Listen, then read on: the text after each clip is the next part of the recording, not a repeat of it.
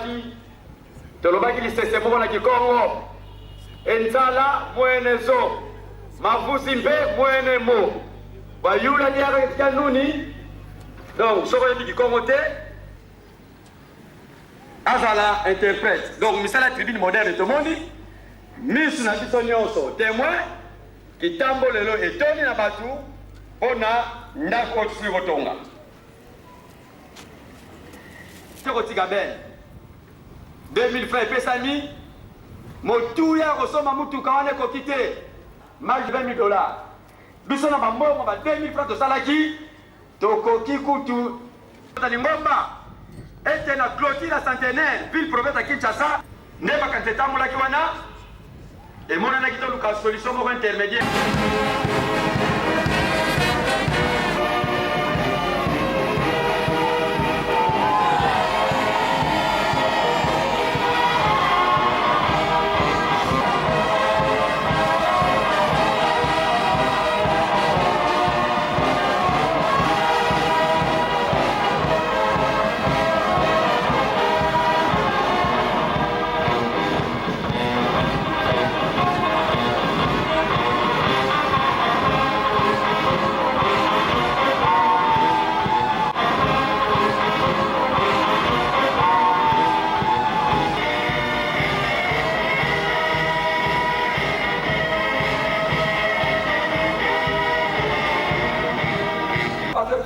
Mbote na komo misa jabule na komo na tata ya mwana pe tata molimo sana okomo na tata mwana pe tata molimo santu Kimbangizi moye bana kitambo na zo kabinote Kimbangizi moye bana kitambo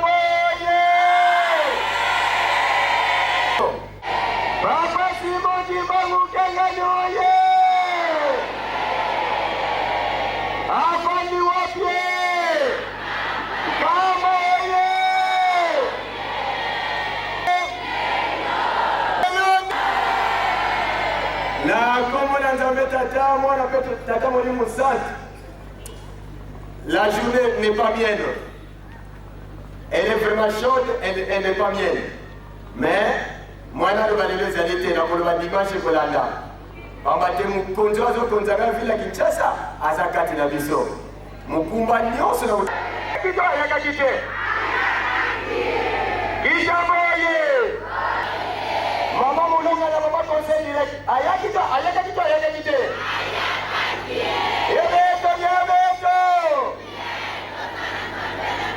Communiquer mutuya, communiquer.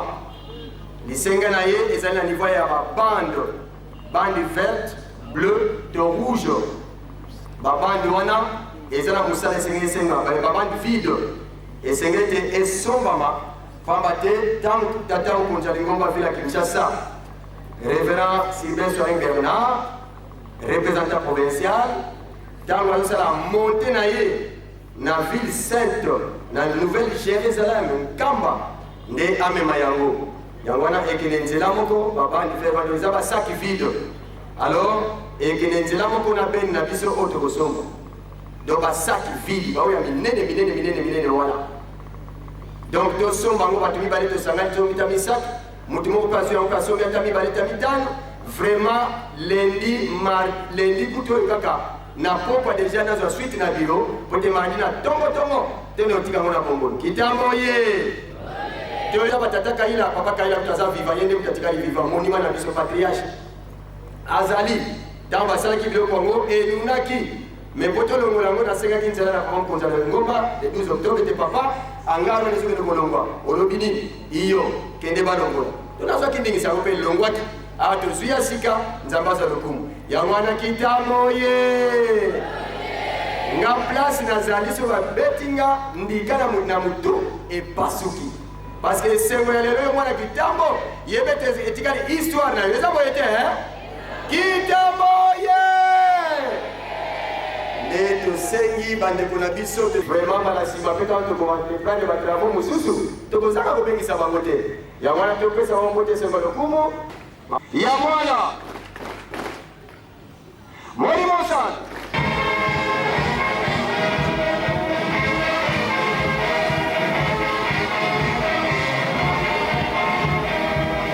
Tata Mukonza Lingomba, Tata Simon Kimbangu Kiangani, Nzambe Molimo Santu, ana vila Kinshasa, Tongitotele Misaye.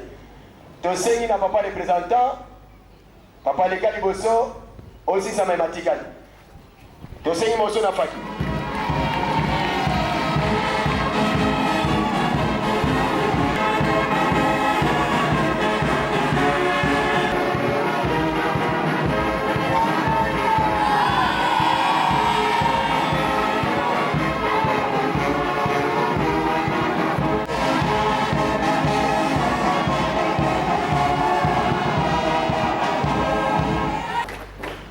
Qualité. Ya mwana Molimo Santu.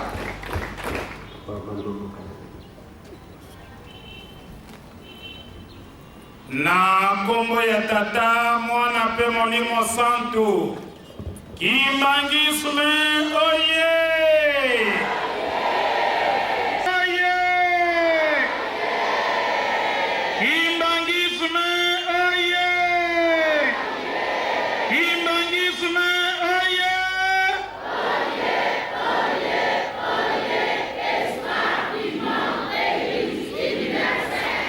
oye Kinshasa oye Papa Simon Kimbangu Kiangani oye Papa Simon Kimbangu Kiangani oye Papa Simon Kimbangu Kiangani oye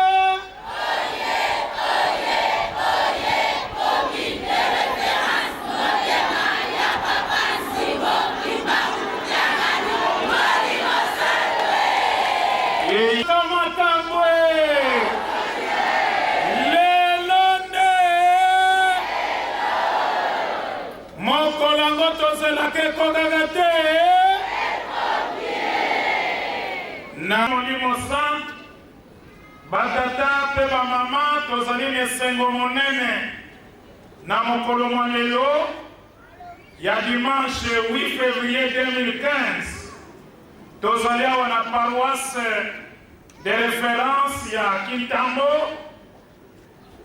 pona inauguration ya tribune moderne pona lukumu ya papa Kisolokele Lukelo Charles mwana yabo ya papa Simon Kimbangu centenaire na ye bandaki Congo le 12 février 2014 centenaire et na ye zosila le 12 février 2015 nikosila na yango to félicité makasi bana ya Kintambo po ete bozali na kati échéance donc bozali na kati ya programme na et sepelisi papa Kulutu pe sepelisi papa Simon Kimbangu Kiangani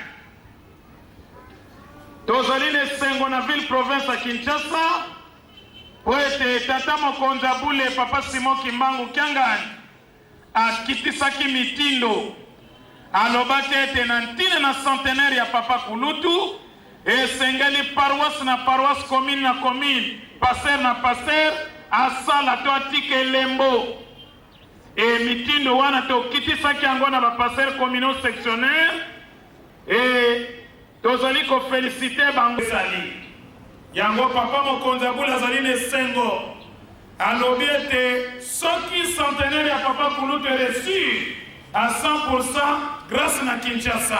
Kinshasa ye! Ezala mabondeli, ezala ba conférence, ezala ba forum, ezala biloko pona botongi nkamba, ba ciment, ba tol, ba barre de fer, ba brouette, mbongo, pe bongo na bongo, bopesaki yango na nkope na topesaki mpe maboko kuna po ete ezali na Kinshasa.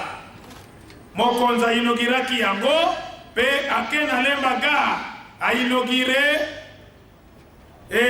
résidence moderne, ainaugure bureau ya dirigeant mpe bureau ya bapied gauche, ake na Kisenso Mission ainaugure tribune moderne na capacité presque ya Kasavu, ainaugure bureau ya chef d'équipe ya dirigeant mpe mokolo yango asukisaki na Kanamu to Bongolo, ainaugure bureau mpe ndako ya passer communal.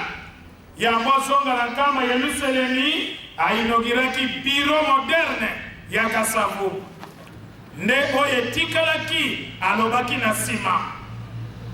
Tango toke na Nkamba le 15 janvier 2015 ko présenter ye bafe na Konta ville province ya Kinshasa, nde alobi boye nazobima mikolo oyo te nazali awa na Nkamba.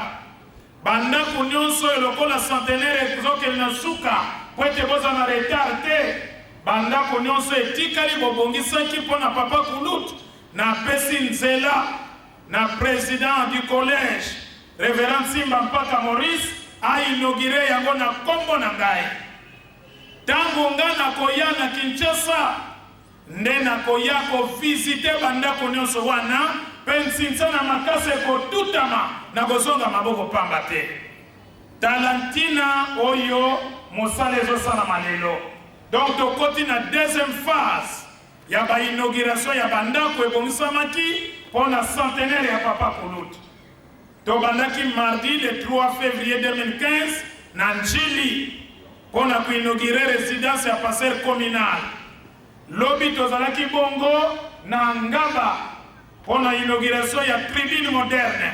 Pour commencer pas zalaki kune sengo zalaki makasi. Lelo dimanche le 8 février 2015 tozali na Kintambo pour la inauguration ya tribune moderne. Lobi lundi et kozala bisika ebele tokobanda na 8h.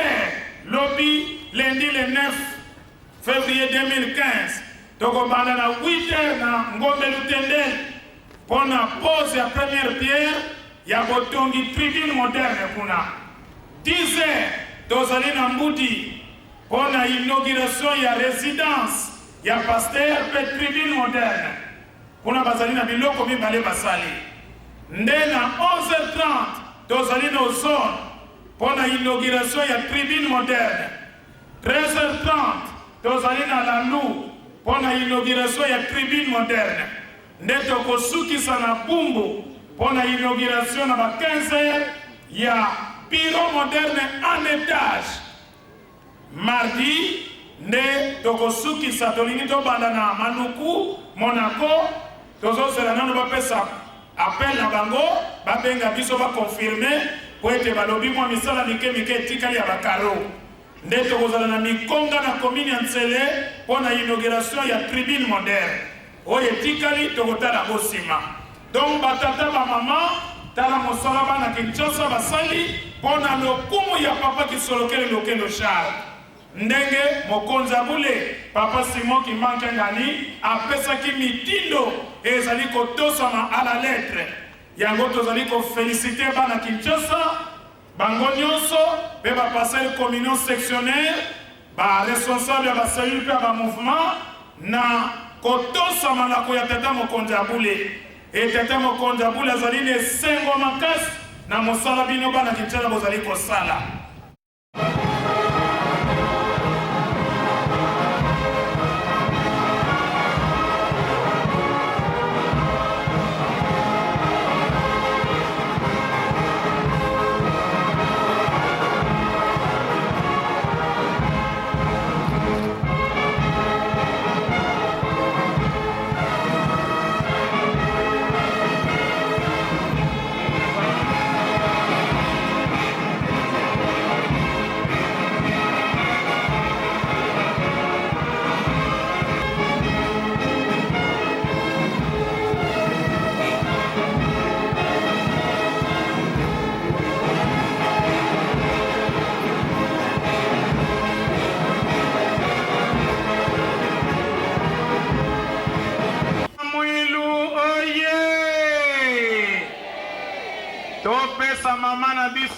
esengo ya bolingo pe ya lokumu na kombo misato ya bule o kombo ya tata ya mwana ya molimo sang mama fanda nesengo Kimbangizi moye!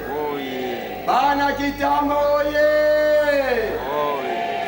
Tango na weko kakate! Na kombo na nzambe tata mwana pe tata molimo santu moya ngai passer communal ezali boye topesi matondi na bayebanso de près ou de loin bapesi biso maboko na ntina mosala oyo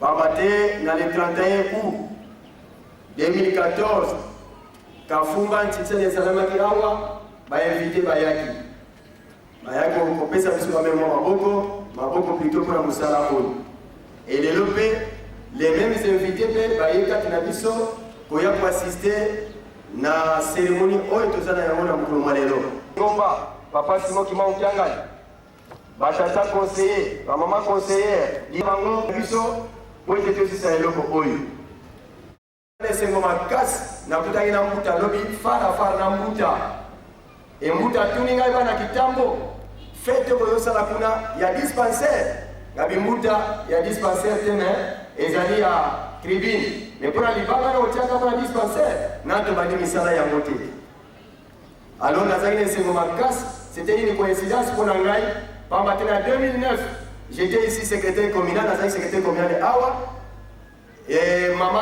mama mbuta to mbuta Suzana ntango atiaki libanga kuna ngai natangaki discours en qualité ya secrétaire communal et fondation mpe ya tribune oyo ngai mpe nazalaki participant na papa wawa na évangéliste communal papa Kaila mbuta na biso nde tobandaki mosala oyo et Dieu a fait grâce aussi na papa Simon Kimbangu Kiangani abongisi likambo na ye atindinga mpe na Kitambo ne akosisa so eloko oyo donc nakumisi nzambe na ngai à travers bango nyonso na ye moko na baconseil direct bango nyonso yango wana mpona kokende mosika te ndenge ekoki na matondi na remerciement nyonso topesi na bana Kitambo surtout bana Kitambo na molende mosali na mosala oyo vraiment à 90% ezali effort personnel voire même 95% ezali effort personnel ya bana Kitambo yango wana longona ya bana Kitambo nazwi batechnicien quelque part te les mêmes techniciens bana Kitambo sauf nazaki recours nde ya bakango na nyonso vraiment bana Kitambo en tout cas nzambe kaka pambola biso nyonso tala mpona kopesa na bandeko nyonso de l'eau de près oyo basungi biso sikawa topase micro na secrétaire communal po ete akwa kotanga discours oyo tosili kobongisa na ntina ya journal lelo na kombata Éminence Papa Simon Kimbangu Kiangani, chef spirituel et représentant légal de l'EJCSK, ici représenté par le président délégué du Collège exécutif national en air du Congo. Révérendes et révérends membres du cabinet du chef spirituel, révérend président de la commission du centenaire, révérend représentant provincial ville de Kinshasa, chef de division de l'EJCSK Kinshasa, révérend pasteur communaux et sectionnaires, monsieur le bourgmestre de la commune de Kitambo, empêché, monsieur le chef de quartier Salon, également empêché, distingués invités à vos titres et qualités, fidèles kimbanguistes, chers frères et sœurs en Christ, notre joie est immense en ce jour glorieux et mémorable du 8 février 2015, une date qui restera longtemps gravée dans la mémoire de chacun de nous, car elle est en train de s'inscrire dans les annales de la prestigieuse histoire de la paroisse kimbanguiste de Kitambo à l'occasion de la présente cérémonie relative à la coupure du ruban symbolique marquant la fin des travaux de la construction de notre tribune moderne et l'entrée en usage de cette dernière. L'une des réalisations de notre Église qui entre dans le cadre du centenaire de Papa Kisolokele Lukelo Daniel Charles, dont la clôture solennelle interviendra dans 4 jours, c'est-à-dire à la date du 12 février 2015 prochain. Voilà pourquoi il s'avère de prime abord plus qu'impérieux pour nous de rendre hommage et grâce à Dieu Tout-Puissant, maître des temps et des circonstances, pour l'accomplissement heureux de ces sublimes événements qui nous a permis par ailleurs cette si merveilleuse jonction en ce lieu aujourd'hui. Mesdames et messieurs, puisqu'on compte à peine que 39 jours seulement qui nous séparent de l'année 2014 passée, qu'il nous soit également permis, comme le veut si bien la tradition, de profiter de cette occasion pour présenter à vous tous nos vœux le meilleur pour cette année 2015, tout en vous remerciant de l'honneur que vous nous faites aujourd'hui en rehaussant de votre présence cette cérémonie en dépit de vos multiples occupations sociales, religieuses et même professionnelles. Distingués invités, il sied de noter en outre, pour mémoire, que c'est toujours dans ce même cadre et dans cet endroit précis que s'annonçait à la date de dimanche 5 septembre 2010 l'érection d'une tribune moderne ici, dans la paroisse de Kintambo, avec la pose de la première pierre par la conseillère directe du chef spirituel.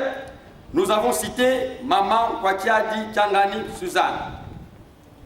Et nous rappelons que c'était au cours de la bruyante cérémonie d'inauguration de la résidence pastorale rebaptisée Maison d'accueil.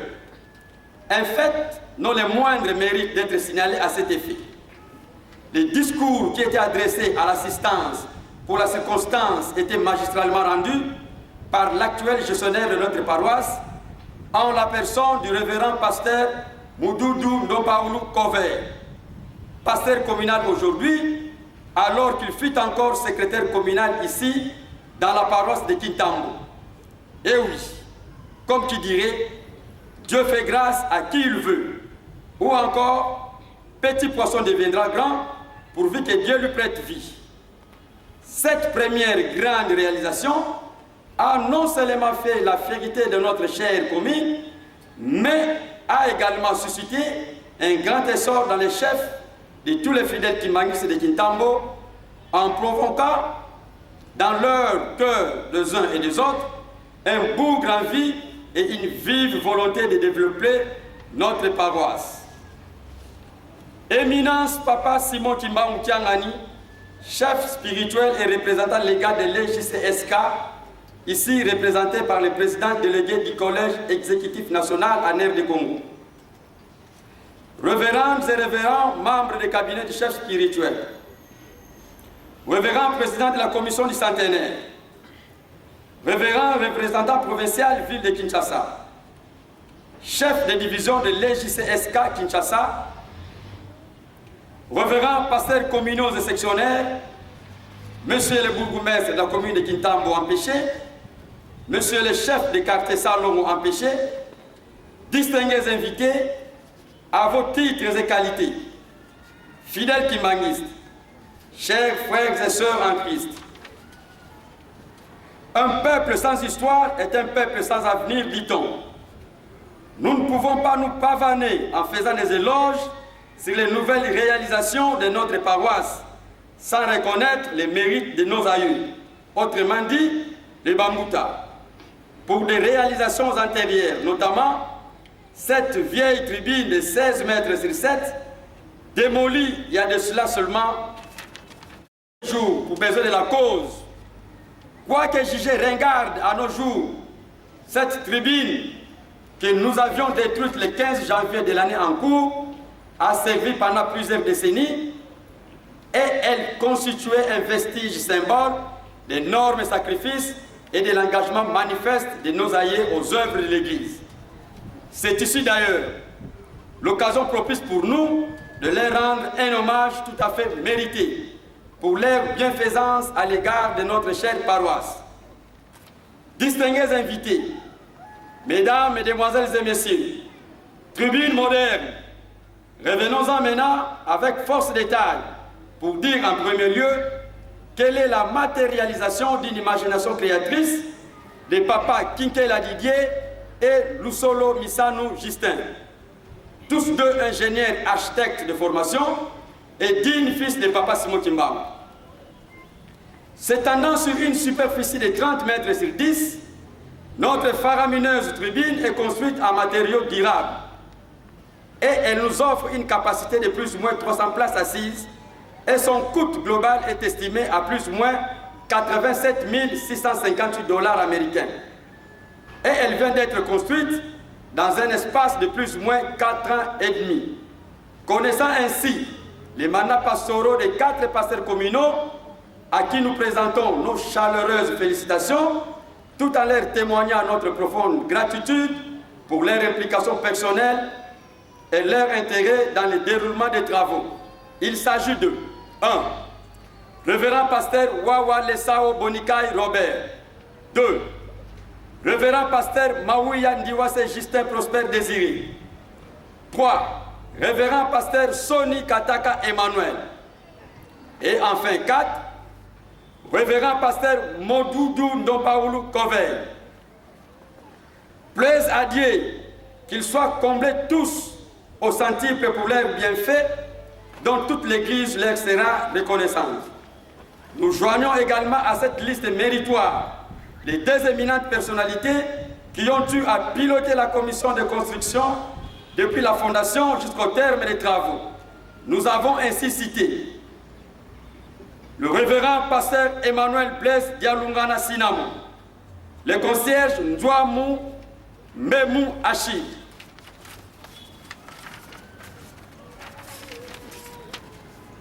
à ces 2 superviseurs ou présidents de commission de construction se retrouve également le consultant ingénieur Lumona René, mais aussi toute l'équipe de techniciens chapeautée par Malingwende Boyo Eli, Kanza Louvalou et Lusonama Atouza Cheva.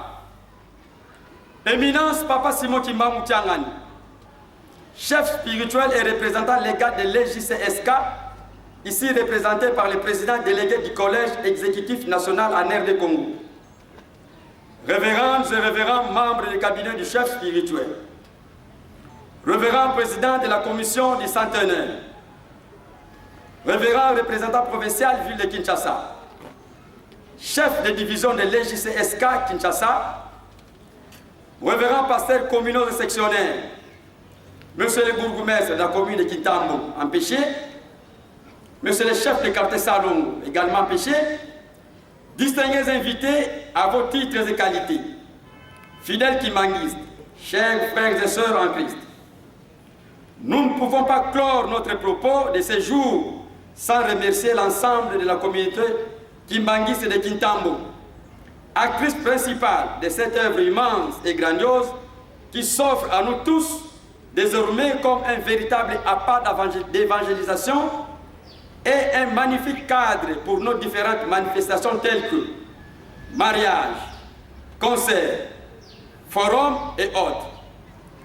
Nous pensons aussi témoigner notre profonde gratitude et notre vive reconnaissance à toutes les personnes de bonne volonté, kimbanguistes ou non kimbanguistes, qui nous ont aidés dans la réalisation de cette œuvre pour laquelle nous implorons la bonté et la miséricorde de la Sainte Trinité, afin que nous soient accordées toutes les bénédictions divines. Confère AG chapitre 2, verset 1 suivant.